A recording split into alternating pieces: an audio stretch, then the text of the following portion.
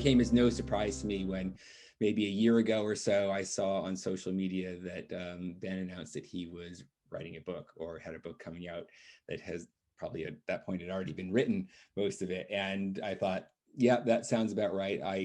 That's going to be one I'm going to want to pick up for sure. So the results came out, when was it published? Just Ben, quite recently, wasn't it? February 15th of this year. February, it's still hot off the presses. Jewish Pride, Rebuilding a People. And I've just finished reading it, and I think it's quite an accomplishment. So first of all, I just want to start by saying congratulations. You must have put so much time and energy into this, and the result is really fantastic. So congratulations and well done. And I have so many questions I want to ask you. I'm going to get through as many as we can in, let's say, the next 40 minutes or so, and then I do want to give members of our esteemed audience a chance to ask their questions as well, because I'm sure they will be very keen to do so. So I wasn't sure what to expect when I first picked this up. I thought, knowing you, is this going to be history? Is it going to be educational? Is it going to be a memoir? Is it going to be humor? Is it going to be self-help? It's got elements of, I think, a lot of that in there, but ultimately I would refer to this book as a manifesto. Is that, would you agree with that? Is that what you intended to do? Yes, absolutely. And there was a point, I think just before you publish a book, you get this panic of, oh my God, what have I done?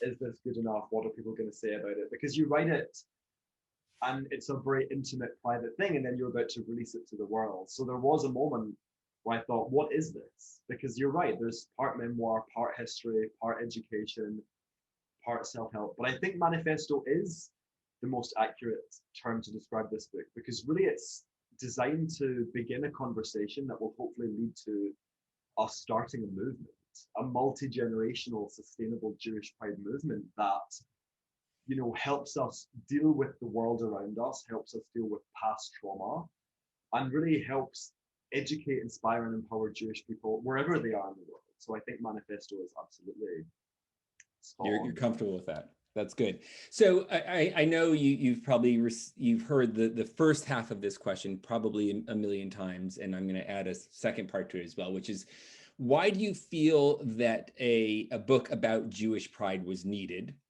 And why did you feel that you were the person to write it? That's a great question. That's a really great question. So I'll start with the first part. I thought it was needed because, we met, as you said, with regards to kind of through Holocaust education. And that was what I used to do full time. I'm literally at the end of teaching a 3-month class in the Holocaust at the moment in my school.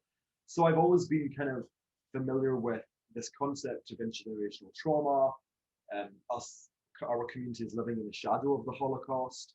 But it was really when I joined Twitter in 2018, specifically to take part in the fight against Jeremy Corbyn, that I realized how impacted we were by our experiences. And I know it sounds like an obvious thing, like, of course we're impacted by our experiences, but actually these are not conversations we really have.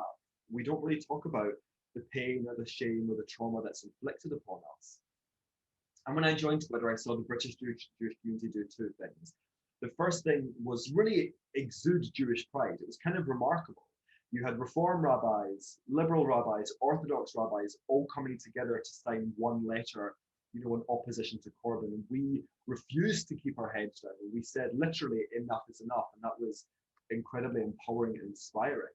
But at the same time, I saw specific high-profile Jewish people who clearly just couldn't muster whatever they needed to muster to really call it like it was. Say Corbyn is a racist, he is a danger to us. There was always so much talking around it. And I realized that they were suffering from what I call the hangover of the keep your head down policy, which was the unofficial policy, I think, in the Western Jewish world, that was just keep your head down and get on with it and don't say anything. And I think that while I understand why that was the policy, I don't think it has been particularly helpful. And also, I don't think it's worked. It hasn't led to the kind of erosion of anti-Semitism. We're still living with this as a part of our daily lives. And then I reflect on my own experience, where the part memoir comes in, of my own journey to LGBTQ plus pride, and that work that I had to do to feel comfortable with my sexual orientation. And it kind of was just like, for me, it was a no-brainer. It was like an obvious thing. Like, well, of course our community needs this. Other communities have it, not just the LGBTQ plus, but the Black community, the Asian parts of the Asian community have their own pride movements. And we're allowed one too. And I think part of it is really about that we're allowed to celebrate ourselves. We don't have to keep our heads down. We don't have to, just get on with it. We're allowed to advocate for ourselves, and we're allowed to celebrate ourselves. So it was kind of a coming together of many parts of my life, but it felt something that was very important for me to write personally, because I had experience, as I said, with this pride journey already. I don't really think actually that a heterosexual Jewish person could have written it in the same way, because I understand what it is to do the work, and it is work, and Jewish pride is work. It's not just like you read the book and poof, you're cured of any internalized anti-Semitism, and we love ourselves and it's all done. No, it's work, and we have to go through stages, and it's individual and it's collective. So that was very helpful, having that experience already, but also I could reflect on things that maybe the LGBTQ plus community has not done so right. So one of the big problems with LGBTQ plus pride is the lack of diversity. It really is kind of like blonde white boys. So when I was writing this book, I was like, okay, we need to represent all Jewish people. We need to have Black Jews, Asian Jews, trans Jews, Jews from the Middle East, Jews from Spain and Portugal, to really explore what it means to be a Jew in 2021, not through a very narrow, specific perspective. I mean, you've touched on. I think you've begun to answer what was going to be my next question, but I think there's maybe more to it. You've touched on Corbin being sort of a great motivator for you to take on this topic, and you talked about internalized anti-Semitism. One of the things that struck me in reading the book is that for a book about Jewish pride, you spend an awful lot of time and space talking about Jewish persecution. Why is that important? It strikes me there is a sort of arc to the journey that the reader goes on that begins with persecution and ends someplace altogether more positive. But why is it important to spend quite as much space in the book talking about anti-Semitism throughout the ages as you've done? Yeah, you're absolutely right. And I think that for me, it was important to really explain why we may not have pride. It's all very well to say, guys, we have to love ourselves, we have to have pride, but it's kind of, not that useful if I'm not unpacking and processing and exploring maybe some of the reasons that we don't. And what struck me from my experiences online is that actually a lot of people don't really understand the very complex history of anti-Semitism, because it is very complex and it comes from many different spaces. And I think that was really important for me. And as an educator, I'm also a teacher, and I designed the book like I design my classes. As okay, what do I want my students to know? What journey do I take them on, as you said, which arc?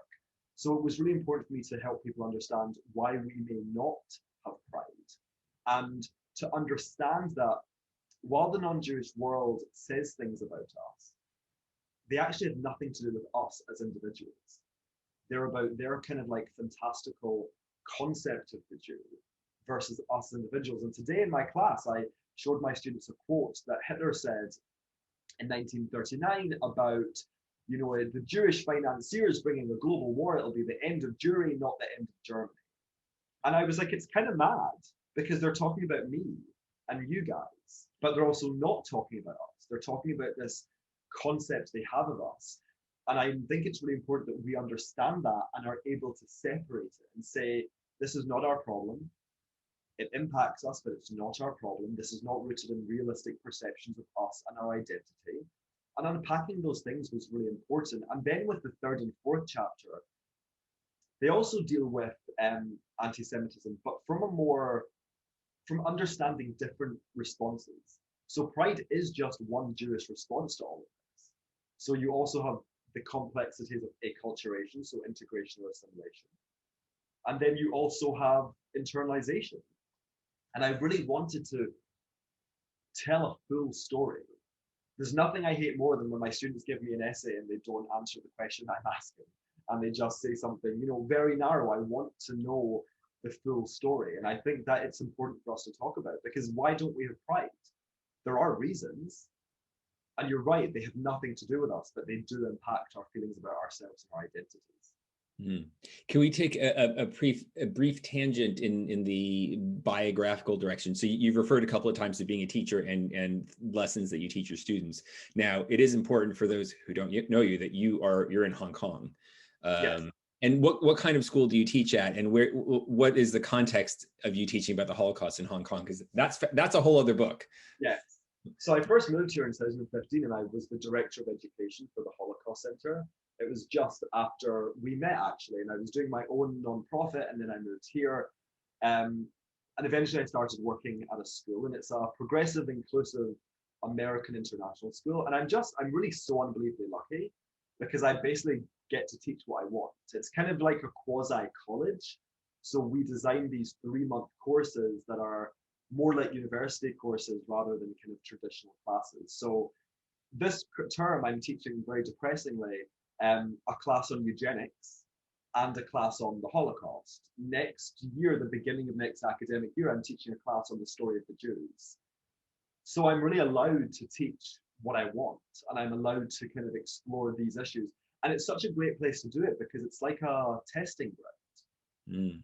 What works, what doesn't work, because that is really what I see myself as primarily as an educator. And as I said, I wrote the book as an educator. I didn't really write it as a writer, which I know maybe sounds a bit silly, but I was like, how do I get the message across in the way that I would in class? And actually, the first 2 chapters are the first couple of weeks of my Holocaust class. It's almost the exact same.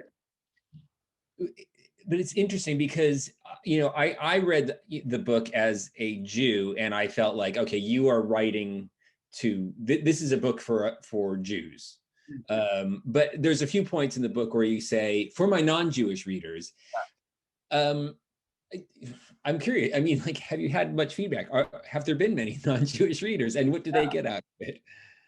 I think they get a lot out of it. I mean, it was pretty wild, because it was assigned reading in my class, obviously. Okay, well, you have that prerogative. Yeah, it would have been a missed opportunity. So I was like, turn to page 99 of my book.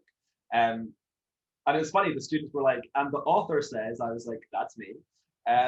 Yeah, I think they have got a lot out of it, because something that I've tried to do is approach this subject from a non-judgmental perspective. And I think that we're seeing a lot of social movements in the world right now, which is really, discussing social change. And I think that some of them are rooted in the concept of revenge and judgment. And I don't think that's fair if you also recognize that these forms of hate are deeply embedded. So, of course, there are non-Jewish people who have specific perceptions about Jews, because we live in societies that have taught them these things. So it's about empowerment, it's about education, and offering people an opportunity to learn more, but in a non-judgmental setting. And it's not about, being softly and not addressing the reality of the issues.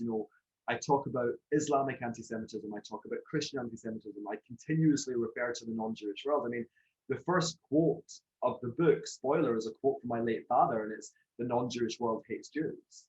So I really go in for it, but I try to do it in a way which is not about the individual, about society, culture, and ideology, and that gives everyone, Jew and non-Jew, a space to learn and grow, and either develop their own identities or become an ally. Fascinating. I want to go back to what we were talking about a minute ago about anti-Semitism. You coined a phrase, I think you've coined this phrase, that I like quite a lot, which is the cloud of anti-Semitism. Can you talk a little bit about what that means? Yes, absolutely. I did coin it. I created it for my students, because I'm teaching teenagers in Hong Kong who really often have no cultural context of any of this. So I had to help them understand how these ideas are repeated, because they say, okay, we know that this group hated Jews, we know the Nazis did. What is the connection? Why is it still relevant today? So the cloud of anti-Semitism is the clouds that are over all of us, over all of our societies. and they're constantly drizzling down tropes, libels about Jews. So we're conspiratorial, we love money, we're blood libel, whatever it is.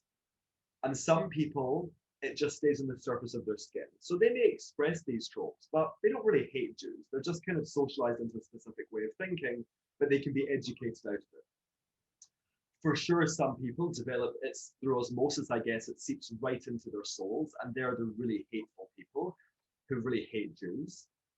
But at the same time, some people have umbrellas, and through their umbrellas, they're protected from the rains. So what helps lead to an umbrella? Well, it's critical thinking, it's dialogue, it's education. And through the spread of those things, you can spread the umbrellas. So that helps my student, or it helps my student understand how these ideas are repeated over time, because the people get wet with these rains, they repeat it, and it's this constant cycle over and over again, which is one of the reasons it has persisted for so long. It's a very effective analogy. I think that one that I'm sure I will use. But it kind of raises a challenge, doesn't it? Because it's like it's very effective because it acknowledges that not all anti-Semites are consciously anti-Semites, and they wouldn't identify themselves as that.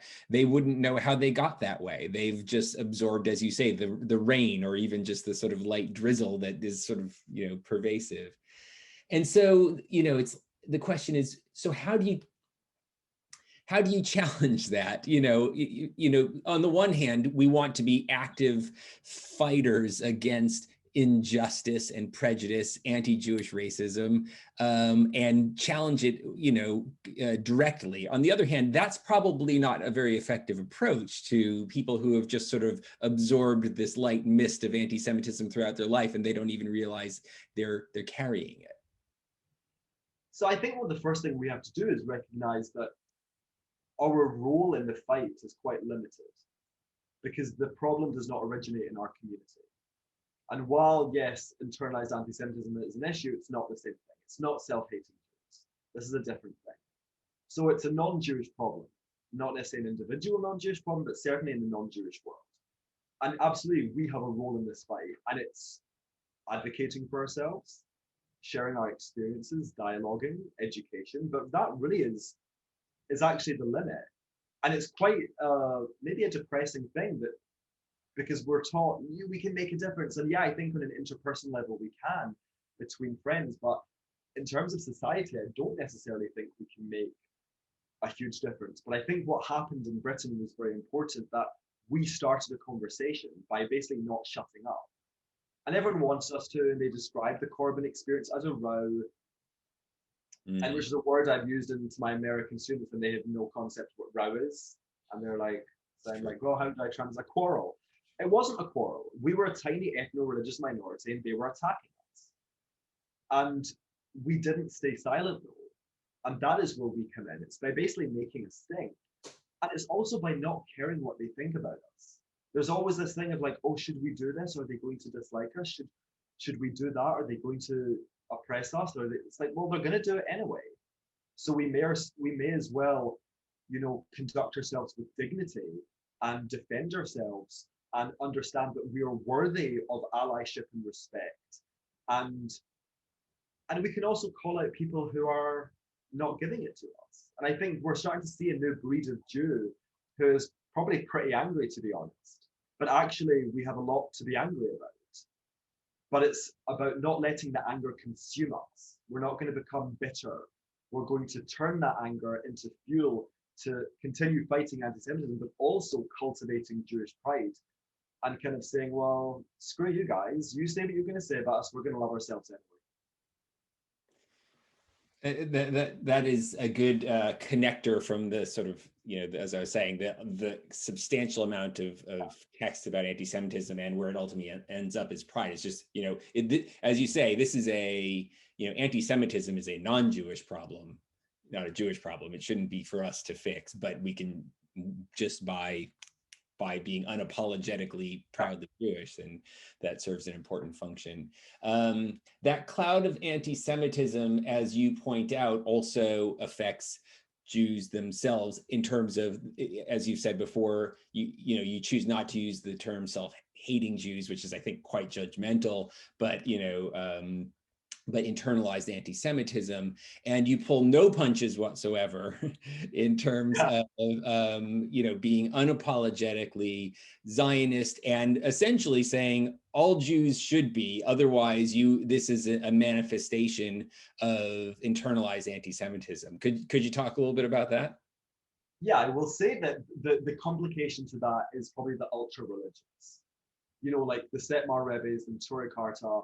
Yeah. It's a very complex thing because they clearly love being Jewish and they have a different idea of what it means for us to the Jewish state. So I actually think that needs its own category. But yeah, I think that for the vast majority of Jews, you cannot sever the relationship between the land of Israel and Judaism and Jewishness. I mean, you just can't.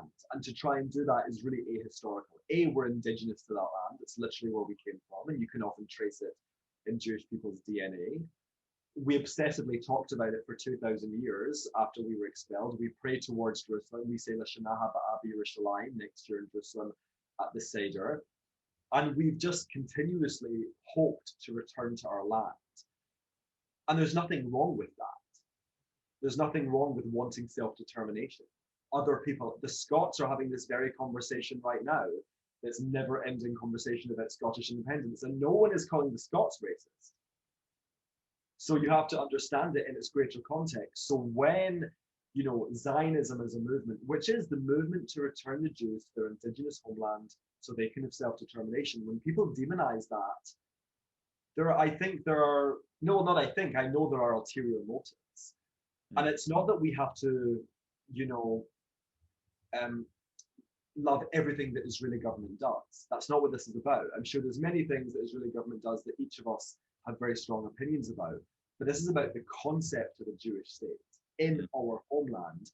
And I think the reason that Jews who are, I guess, anti-Zionist, I would describe them as having internalized anti-Semitism, is because they have absorbed non-Jewish definitions of Israel. So they see Israel as the supremely evil country, the center of evil, all of these things, because that's what the non-Jewish world says. So instead of, receiving those messages and rejecting them, they've actually rejected Israel and they've absorbed those messages. And there is a historical precedent. The person who was second in command at the destruction of the Second Temple was a Jew from Alexandria, Tiberius Julius Alexander. And then you had a Jew in England, Theobald, who was a convert to Christianity, and he gave horrendous testimony that was used to justify blood libel.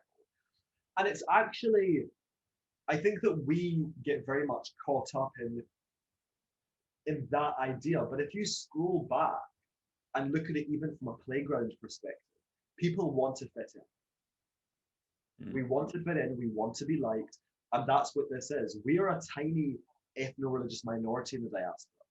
So when Theobald was writing his testimony, there was probably only a few thousand Jews, and the dominant culture was Christianity. So it's not a surprise that he wanted to fit in and be like everyone else.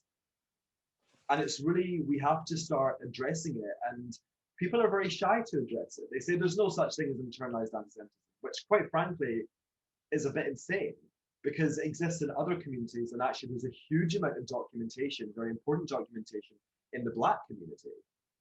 So if they experience, why wouldn't we experience it? And like you said about the term, this is about non-judgment. For those people who, yes, use their Jewish identities, like people I talk about in the book, to harm the rest of us, yeah, then we can be judgmental. But for the most part, people who may be Jewish but, we always want to qualify our Jewishness, right? I'm Jewish but, I'm Zionist but. We should treat those people with care and empathy, because it's actually a manifestation of deeply embedded hate that isn't their fault. It gave me a lot to think about on a personal level about, like, in what ways might I, be sort of experiencing this. It made me think of people I should be sending a copy of the book to as well. So thank you. You wrote, here's a very brief quote. You say, "The question I keep coming back to is, How can we find pride in being Jewish if we do not understand what being Jewish is? So, what is it to be Jewish? I'm sure everyone in this Zoom call is going to disagree with me because that is the Jewish way, right? So for me, it's about really understanding it from a historical perspective. That is what I'm really more interested in, because I see the way we practice our Jewishness. It's like there's a really big hat and it's upside down, and all of the little facets of Jewish identity and Jewish ritual are written on little pieces of paper, and they're in the hat. And each of us as Jews get to pick out what appeals to us and how we're going to live our life. So that's not what I mean. It's not about good Jew, bad Jew. It's about what does it mean to be a Jew from a historical perspective. So that means understanding that we're a people, a nation, a civilization, an ethno-religion. We're indigenous to this specific area in the Levant, the Middle East, and to understand trends of our experience. So one of the major ideas is that we're just a religion, particularly in America and kind of in some places in Britain as well. That's just ahistorical. And we are a rule-driven society. So of course we want to evolve and we want to modernize, but we cannot really throw away the rule book, because then what is connecting us to the past? One of the most beautiful things about Jewishness is that each of us represent a thread in a much greater tapestry that really spans back 5,000 years and will hopefully extend thousands of years into the future. So I mean that from a historical perspective, but it's that we're an ethno-religion, we're a people. And it was, when I was deciding what to call the book, I knew I had to include the word people, because that is what we are. And then my students are like, what does that mean? And I'm like, well, you're a people, which is not helpful when you use the word you're trying to define in the sentence to define it. But it's, a civilization, a nation, we're bound by so much. And faith is a component, and we're not going to erase that, but it's not all of it. Like, I personally don't have a relationship with God. I'm kind of not interested in it at all. But I'm so deeply connected to Jewish people and Jewish history and Jewish experience, and it's just as valid. All right, so that's fascinating to me, what you say about how you personally don't have a connection with God. That's not part of your Judaism or Jewishness, because given that's your personal experience, one of the things that I picked up on in the book was, and this is like my slight, ever so slight critique of it. We can, get a little bit controversial here. I felt like if there was any category or subcategory of Jewishness, Judaism, that was not very represented in the book, it's very secular or indeed atheist Jews. Yeah. What can you say about where they fit into this picture of what is a Jew? What does it mean to have pride in being Jewish if in fact the religious part of ethno-religious is not something that you identify with? I think that their place is right alongside everyone else. Yeah, I really feel just as Jewish as everyone else, and I engage with Jewish ritual. I just, Kaddish, for example. So every year I say Kaddish for my late father on his yard site, and the literal translation of Kaddish is to exalt God's name. I'm not saying Kaddish to exalt God's name. I'm saying Kaddish because that's what we do. That's how he would have remembered his father. That's how his father would have remembered his father, etc., etc. When I go to Poland, and I'm kind of lucky to be able to go and visit many of the death camps, I say Kaddish at each and every one of them, because that is how Jewish people, that's how we commemorate our dead. So the place is right alongside. And I probably could have been more explicit in my kind of just indifference to God. And I would be now. I think certainly my confidence has increased since writing the book. So I probably would be more bold. And you may be wondering, how could you be more bold? But that is an area I probably could have been more explicit in. But I think their place is right alongside everyone else. And there's so many things that we get to do that you can do because that's just what Jews do, and that's our tradition. I mean, I have a Hanukkah Bible. That's actually not a religious holiday. I have a Havdalah candle. I have 1,000 books, well, not 1,000, many books about Jewish experience and Jewish history, because that's also part of it, right? And that's one thing I wish that we spoke about more. What is the actual historic roots of this? Not just from the Torah, but what is the archaeological, proven historical roots of our people? I think that's fascinating. And it doesn't disregard the religious, and I think that we should respect the halakha, because they really were one of the main reasons that we survived as a people, because people obeyed these rules.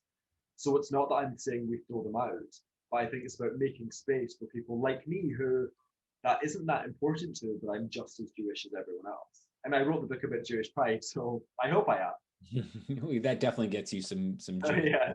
right there. Absolutely. All right, I'm going to ask one more question of my own, and I'm putting the audience on notice that we'll give you an opportunity to ask questions after this one. If you don't have any, I'm more than happy to carry on, but I feel like I'll ask one more for now. That is a topic that I've engaged with a lot in recent years, recent months, particularly in relation to discussions in the age of the Black Lives Matter movement, is about white privilege, and about to what extent do I, as an Ashkenazi Jew, to what extent am I or am I not white? You're very clear on this point in the book. You say Jews are not white, and you use actually another very helpful phrase, Jews who pass as white. And I do think that, in the very nuanced discussions that we have about privilege, that's very helpful. Can you talk a little bit more about that whiteness and passing as white? Absolutely. So I think that, firstly, a lot of these conversations extend from the United States. And obviously they're relevant to many parts of the world, but they're not quite as central to our experience as, say, British people. They're very, very American. But because of the strength of American culture, they have become all of our issues. If you look at the roots of Jewish people, actually, no, I won't start there. I'm going to say, what does it mean to be white in 2021? It's not actually about the color of our skin. And I guess that's the biggest issue. Because if we're talking about skin, it's like, yes, obviously I have white skin. I'm not like an idiot thinking like, wow, I'm so tanned. Like, as much as I try to tan, it doesn't really happen. I also have a very bright light sitting right in front of me, so I look particularly white right now. But what does it mean to be white? It's not about skin color. It's not about skin tone. This is about power and privilege and oppression. And I actually think it's no accident that Jewish people have been assigned that specific function by the left particularly, because that is what they fear most. And I created a concept, or I not created it, but I utilized a concept by J.K. Rowling in Harry Potter, the Bogart. And she introduces us in book 3 to this magical creature, and no one knows what it looks like. And it hides in the cupboards, and it takes the shape of whatever the person looking at it fears most. So for you, Alex, it might be snakes. For me, it might be spiders, etc. That is the function that we serve to the non-Jewish world. We're white, we're not white. We're capitalist, we're communist. We're rich, we're poor. The list goes on. So when people assign us whiteness, it isn't a conversation on the color of our skin. It's a conversation, I think, on the role that we play in society. So of course, on a day-to-day level, yes, if you and I walk into a store in the United States, no one's going to follow us around because of the color of our skin. So that's true. So we absolutely have advantage, but there's advantage and disadvantage operating in one person at the same time. So the example I give in the book is if my partner and I are walking down the street, and I wear a kippah every day, and I'm wearing my kippah, we could be attacked for being a same-sex couple and because I'm Jewish, not because of the color of our skin. A black heterosexual person or an Asian heterosexual person walking down the street with their differently sexed partner could be attacked for their racial identity, but not their other ethno-religious or their sexual orientation. So at that moment, we both have advantage and disadvantage. So absolutely, we should recognize the advantages we have, but we cannot allow the conversation to become narrowed so much that we only recognize one type of advantage. But it's also the reality that, you said Ashkenazi. My brother is my full brother. My mother can attest to that. And he looks like he's from the Middle East. He gets racially profiled at university. Sorry, not university, at airports. I always pull his pictures up from Instagram. And it's kind of crazy because we're full brothers and we look nothing alike. And his son has my coloring. And his wife is part Iraqi.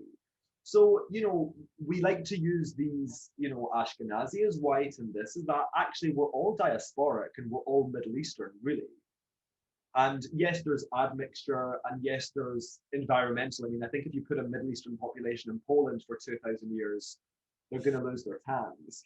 And also the reality is that the color of our skin has never saved us from anti-Semitism. Light-skinned, Ashkenazi, white-passing Jews were murdered in the Shoah and have been murdered throughout our entire history when that community existed. So it's not that I'm going to deny the reality of my own skin tone, but I really just reject non-Jewish definitions of our identity. It's like, if you identify as white, that's totally your right. It's not my job to say to you no. And that's probably is where my thinking has changed from the book. I'm like, whatever, do what you like. But there are certain things we have to recognize. And one of them is that the color of our skin has never protected us from anti-Semitism. It may protect us from other things, but certainly not anti-Semitism. Brilliant. Ben, I think for your next book, you need to come out with sort of a pocket edition of this that's more like a travel dictionary. So when someone says this, here's the Ben Freeman line to respond with. I feel that there's so much of this where I feel like I should be writing this down. Oh, I must use that one sometime. That's I started planning my second, actually. I did the plan this week. So okay. Is there anything you can tell us about that? Yeah, it's going to be about internalized anti-Semitism. Oh, and it's actually because I've done, as I said to you before, I've done like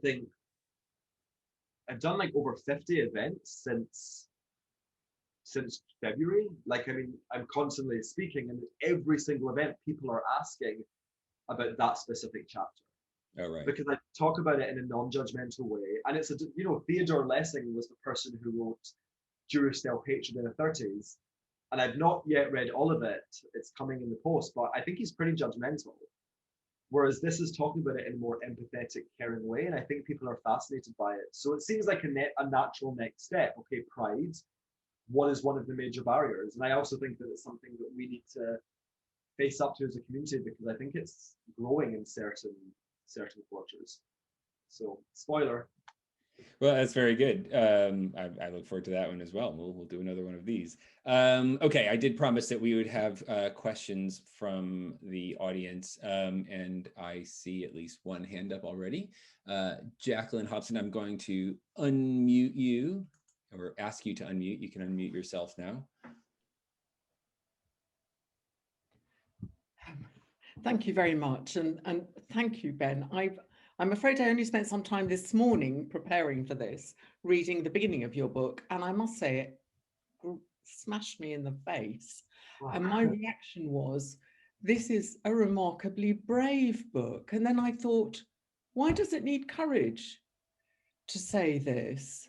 And I think I'm aware of the fact that I've inherited from my mother, who is a refugee from Nazi Germany, the fact that to be Jewish meant people wanted to kill you. And it's very hard to get rid of that. So and I do remember a case, my daughter is about your age, actually, Ben, and she has been braver in that we met some Hungarians at dinner who we didn't know well, and the husband started going on this anti-Semitic rant, and I just looked down, and my daughter, who was 7 at the time, said, "Mummy, we're Jewish, aren't we?" And I thought, oh, now I have to defend ourselves. So what I wanted to ask you, I mean, linking to the gay pride stuff, why can't we have a Jewish pride march? It seems to me unthinkable that we would be attacked horribly if we did, but why can't we? Great question. Thank you, Jack. There's no reason, and this is the problem, is that part of this book was to give people permission, because we all have these feelings of pride and joy in us, but the non-Jewish world has really suppressed them in many circumstances. And there's no reason. And we should, watching the British Jewish community take to the streets of London particularly, but also other cities during Corbyn and say enough is enough. And you know, that was campaigning and advocacy, but it was still an expression of pride. And actually, we should be unafraid to make ourselves known. We should be unafraid to talk about the contribution we have made to British society. And I think, again, these are things we don't talk about. We don't talk about the fact that 20% of Nobel Prize winners are Jewish. The creator of the flexible straw that I learned when I was writing the book is Jewish. Blue jeans. You know, there's so many amazing things that we have contributed to the world. And it's not about supremacy. It's not about we're better than you. It's about look what we've done in pretty trying circumstances. And we should celebrate it, and we should be unafraid to celebrate those things and express it and gently remind people about our contribution. And that was one of the things I want to talk about in my third chapter, which is about acculturation, because people talk about different ways minority communities can integrate. And actually, integration is very hard. We as British Jews, and I think it's across the Commonwealth, we say a prayer for the royal family every Shabbat. But this is a relationship, and it has to go both ways. And I'm not necessarily expecting the Queen to, you know, wear a shaitel and start going to shul, but there has to be a recognition of our place in this society. And I think that's one of the things that Corbyn, one of the reasons why Corbyn was so frightening, because that was the very center of British political life. And it's a relationship, and we have to remember that. And we perhaps maybe do need to remind people we're British, we're Jewish, but we're also British, and we're members of this society, and we're loyal to this society, and we have tried very hard to integrate to this society. So a little bit of respect and a little bit of recognition is absolutely our right. Great. Other questions? Any hands up there? Well, oh, I see. Kathy, I'm going to ask you to unmute. Go ahead and unmute yourself. There you go. Thank you. It's a comment really on what you just said rather than a question. And my father, who was a kinder transportee, he was so passionate about this country. He took so much pride in being English and in every aspect of, you know, Britain. Unfortunately, he died in the early 70s. So a lot of what he thought, I'll never know, because he didn't really, you know, talk about what he'd been through at all. But that wasn't something that, you know, we discussed. And, you know, he died when I was so young. But as I say, he had this real passion and pride for this society. And what you just said about, you know, why should that not be mutual? I think is a really, really important point. Thank you, Kathy. That's a very good comment. Other questions? Ben, did you have anything to respond to Kathy's there? Yeah, I think it's just I think really what pride is, it's about self-esteem. And when you have self-esteem, you are aware that you should be treated in a specific way. And I think because of our experiences, our self-esteem, our collective self-esteem as Jews has been lacking. But, you know, I watched Prince Philip's funeral like many other people, and I cried when poor Queenie was sitting by herself. And it's like, I'm British. I love Britain. And actually, I'm very British in many ways, particularly when you leave the country that you live in, you realize just how British you are. You know, showing emotion in public makes me feel very uncomfortable, stiff upper lip and all that. So we are fused. So it's not about the separation of these identities, it's about the hyphen, British Jews or Jewish Brits, whatever you want to call it.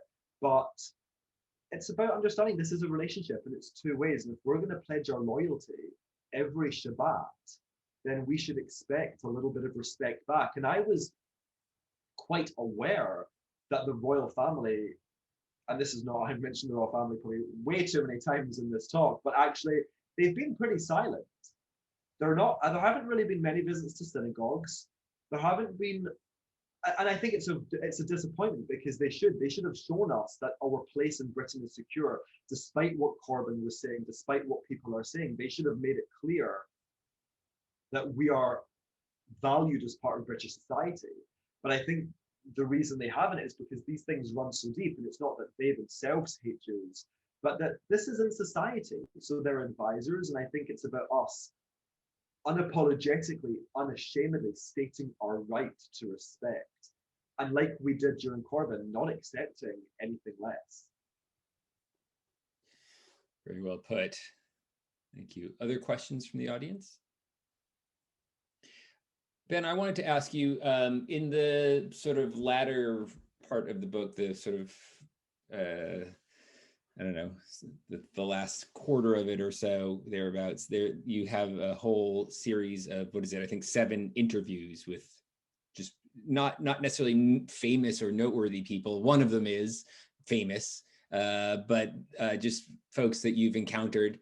And one of the things that struck me by the choice of the people that you profile is how they're all people who in some way or another have a less than straightforward Jewish identity. They've all either got, as you say, the hyphenated, a hybrid identity of some sort, or they've had some reason that they've had to struggle in their own acceptance, you know, in the broad Jewish community. Could you talk about how you chose the people you chose, and just maybe a little bit about some of them, because I think it's really interesting. Absolutely. So I chose them. I mean, it was quite clinical, to be honest. Again, reflecting on the LGBTQ plus community and some of their failings, I wanted to represent Jewish diversity because there's so much Jewish diversity. I mean, it's in my own family. Both of my siblings married Jews from the Middle East. So, you know, that is part of their lives. It was part of their wedding ceremonies, and it's Jewish, right? And I actually feel connected to it. I feel connected to the Sephardic Jews. So I wanted to educate people and to represent. So I knew I had to include Ashkenazi, Sephardic, Mizrahi, and Bet Israel. So Ashkenazi, Central Eastern Europe, Sephardic, Spain and Portugal for a period, Mizrahi, the Middle East and North Africa, and then Bet Israel, Ethiopia, because they seem to be some of the 4 main kind of sub-ethnic Jewish groups. So I really wanted to include them. And probably the hardest one to find was Sephardic, because there's a lot of confusion about that term, actually, because people from the Middle East are often referred to as Sephardic Jews, but I really wanted to represent the story of the Spanish or Portuguese Inquisition. So I found Isaac, and he can trace his family back to Spain in the 14th century, which is really, it's just remarkable. And his name is De Castro, and it's really been, I mean, his family story is a story of Sephardic Jews from Spain and Portugal. And then I thought, okay, 4 is probably not enough, so who else am I going to get? And it was really just people I knew online. So I interviewed Amy Albertson, who is a Chinese-American patrilineal Jew, which means her father is Jewish, but her mother is Chinese-American, and she made Aliyah. I interviewed Elisheva Rishon, who's a Black American Orthodox Jewish woman who used to live in Crown Heights, so has this very strong New York Jewish accent. And her story is fascinating. And then the last one was Eliyahu Lan, who is a British Australian trans Jew. And I wanted to help people who felt the complexity, even if they just felt the complexity with the hyphen. British Jewish, what does that mean? It isn't always straightforward. Our experience is complicated. You know, we were expelled from our homeland, and then we lived as a diaspora for 2,000 years, and we didn't exactly have, you know, the nicest time. And that has created a lot of complications. So I wanted to kind of represent stories that demonstrated complication, but also still represented a love of Jewishness. Because it's very easy to say, oh, there's homophobia in the Jewish world, I'm not going to be Jewish anymore. It's like, well, actually, I think that's a huge mistake, because A, there's certain things bigger than us as individuals, and B, you're Jewish because you're Jewish. You're connected to this thing kind of whether you like it or not. So it was really important to represent people who struggled, but also came through the other side. And also to educate. You know, growing up in Glasgow, we knew about Ethiopian Jews, but I don't think there were any Ethiopian Jews in our community. There was probably only a couple of Sephardic Jews, a couple of Mizrahi Jews, mostly Ashkenazi. And that's not a bad thing. That was just the way the community was, but it was an opportunity for people like my mum to read about these people and understand it and understand their experiences, but also connect to it. Because whether it's a Jew in Algeria or America or England or Ethiopia, they're Jews. So their story is our story. So while we, as perhaps maybe predominantly Ashkenazi Jews, our story centered in Central and Eastern Europe, we are directly and inherently connected to the Middle Eastern Jews, the Sephardic Jews, and all other Jews, because that's what it means to be a people. So while we want to represent diversity, it's to always reinforce this idea of Am Echad, one people. Mm-hmm. I highlighted something in the book here that I think that follows on nicely from that. You say, Jewish pride asserts our Jewishness as an equal partner to our other identities while refusing to subvert it for acceptance, which I thought was a beautifully written line. Very good. Yeah, and there have been so many times when we've done that. You know, I had a conversation, I had the Seder, Pesach Seder, at my tiny apartment, and I was the only Jewish person there. And it was a Taiwanese guy, a French guy, a Filipina, a Chinese woman, my partner from South Africa, and we were talking about France, because the French friend was there. And he was like, France is so accepting. France accepts everyone. I was like, I was like, actually, that's not true. I was like, did you know in 1806, Napoleon called a collection of Jewish elders to the palace, and they were asked a series of 12 questions, which attempted to kind of question their loyalty. And one of the questions was, if you met a Jew on the battlefield, an English Jew, would your French colleague be your brother, or would the English Jew be your brother? And they were like, whoa, whoa, whoa, it's all about the French. We're totally French. And the French government literally said, it is not possible to have a nation within a nation. We'll give the Jews everything as individuals, but nothing as a collective. And if they don't accept that, then we'll expel them. This is in post-Enlightenment France. Our acceptance has always been laced with conditions that are often impossible to meet. And I think it's time we just said, no, we're not going to work and change ourselves to be accepted. You accept us, full stop. Really good. Now I'm going to pause again just to see, are there any other questions from the audience?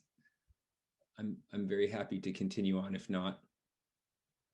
All right, now Ben, when we were in our getting ready for the meeting before the audience joined us, I was talking about just the power of social media and how it really runs throughout this book. And you're very prolific on social media, aren't you? And I know that anytime I go to Twitter, I'm going to find something interesting from you. Now, the other day you tweeted something. God. That this doesn't happen very much, but I have to say I disagreed with you. And I thought, well, shall I challenge Ben here on Twitter? No, I've got a better forum in which to do that coming up in just a few days. So Senator Elizabeth Warren, my senator from where I'm from in Massachusetts originally, I'm going to tell you the reason I was a little defensive is she is one of my favorite politicians in the entire world.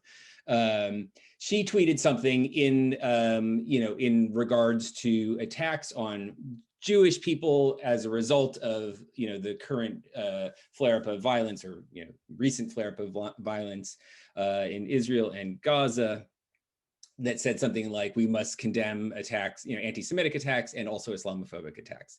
And you replied to that just saying #AllLivesMatter, which is a way of basically saying you're both sidesing this. Like when people said Black Lives Matter, kind of the racist response to that was all lives matter, as if to say, well, why are you so upset about the treatment of Black people? Don't we care about all people? Now, I'm not sure if I agree that that was an example of all lives mattering. Why do you think it was? I mean, listen, you might be right. I don't really know a huge amount about her, so I don't have the context that you have. For me, it was just because firstly, we saw it a number of times. There was a couple of people who said this. And I'm sure there are Islamophobic attacks happening all the time. But what we've seen in the past 3 to 4 weeks is what I would describe as a global pogrom. There has been an uprising, a collective uprising against Jews really all over the world. Eliyahu Lan, who's in the book, he was called a dirty Jew because he wears a kippah. In Australia, this was happening everywhere. And I do think that specific attention needs to be paid to that. And maybe it wasn't fair to say all lives matter. And listen, I will always hold my hands up if I say something which isn't which isn't, something that I would stand by, because that's the problem with Twitter, is that we fire stuff off and maybe it's not as well thought out as we would have liked. But I do think it's important for people to be specifically calling out this violence, because actually, and I'm sure this won't surprise you, I don't think it has anything to do with Israel. I think it has everything to do with Jews. And actually, it's kind of interesting because, as I said, I'm teaching this Holocaust class at the moment. And about a month ago, we were covering 1933. And we talked about this grassroots uprising that came from German society against the Jews, against Jüdischergeist. And it came from academia, and it came from, society, not necessarily the Nazis. And, as a Holocaust educator, I despise almost all Holocaust connections and comparisons. But it did make me think of that we were experiencing a grassroots uprising because people were given permission. And that is specific. And while there are other attacks happening, and I'm sure Black people, I'm sure Muslim people, gay people, many, many people were experiencing violence and have been experiencing an increase in violence.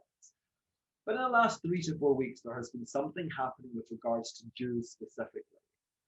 And actually, you can write a tweet about Islamophobia. That can be its own thing as well. Right. But yeah, I mean, that's the thing. It's like, it's you see this with regards to Israel, both sides. You can talk about the Palestinians. You can talk about the Palestinians that have been killed and the children that have been killed. And we don't need to always say the Israelis or vice versa. You're allowed to talk about things in their own space. And it just felt to me a little lazy and trying to be, and I mean, it was well-meaning, I'm sure. So maybe that's the problem with Twitter, is that you're like kind of a bit arsey actually when someone is just trying to do their best. But I do think that I wouldn't have advised her to do that personally. Right. Well, it's actually, I take your point probably more than I did reading, the very brief tweet. That's the problem, right? So that's exactly why I'm glad we actually, if only we could have these sorts of discussions with everyone on Twitter. Yeah, I know. Well, Ben, I know it's getting late for you, so I don't want to keep you too long, but I do want to end with another very controversial question. You talk in the book about how one important element of your own Jewish identity is your love of food. And so I'm going to just put you on the spot. Bagel or Beigel? Bagel, obviously bagel. It's not Beigel. It's that's metal. Rachel Riley says Beigel and she's wrong. Well, and it's weird.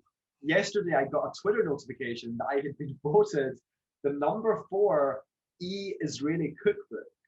And my book is not a cookbook. No, it's definitely not. And I mentioned chicken soup and food because I love food, and every Jew seems to love food. But yeah, that was very weird. But it's bagel, obviously bagel. It's obviously bagel. And I am definitely going to keep our mostly London-based audience on mute, lest there be some sort of a mutiny and they take over this Zoom meeting. Well, I think on that note, I will thank you profusely for first of all for the book and for joining us today to discuss it in greater depth. If you haven't read it, please do find it at an independent bookshop near you. Jewish Pride: Rebuilding a People. And thank you to our audience for joining us today. Thank you for asking questions. And please, I feel like there's so much conversation that follows on from this. So I hope that this will inspire many of us to go and just like take up some of these topics with our friends and family. And I feel like that's a big part of when you write a manifesto, people need to engage with it in that way. So I hope people will do that. So Ben, thank you very much for joining us today. Thank you so much for having me. As a Holocaust educator, it's a real honor to speak with the AJR. It's very important to me. Oh, brilliant. Well, it's entirely mutual. And I see lots of people silently applauding there. So thank you, everyone.